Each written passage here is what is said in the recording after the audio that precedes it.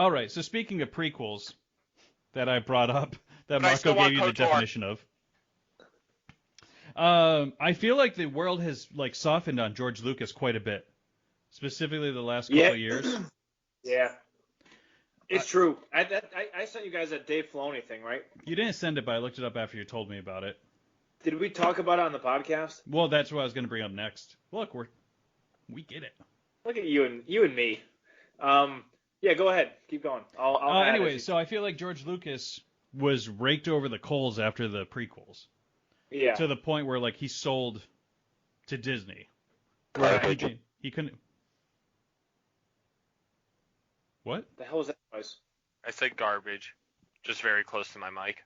So anyways, Anyway, keep going. so the point is he Keep could going, have made Brandon. another 3 Star Wars easy, could have gotten the funding, not a big deal, made even Yeah. more money, and he just decided not to. Because there's a pretty Right. famous quote where he talks about, why would I make something that everyone's just going to hate me for? Yeah. He's pretty much getting hated for ruining something he created from start to finish. So I think we might have talked about this before, but he is Jim Morrison without the rest of the doors. So George Lucas is great when he has the right people around him, making sure that he doesn't bring in Jar Jar Binkses. Mhm. The problem is he was too successful the second time around for the prequels, and he didn't have anyone saying no to him. Whereas in the first one, everyone was saying no to him. So it's the same thing when Jim Morrison wanted to do his spoken word concerts and no one was there to say no to him. He made himself look a fool.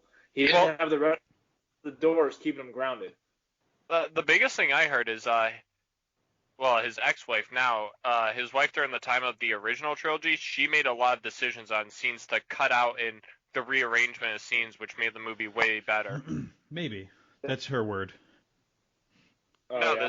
that's I didn't hear it from her. I heard it from other people. Who'd you hear it from, Marco? Who was on that set? I watched a YouTube video describing it, and they were showing basically the original cut of the movie versus what she did after editing. This is going to be what happens when Marco gets really into right-wing like QAnon stuff. He's like, yeah, and the government is trying to incept us with microchips in our brains. I've heard it on YouTube. No, that's what Elon Musk is trying to do. Neuralink. See? There you go. Did you hear what he said the other day? Probably.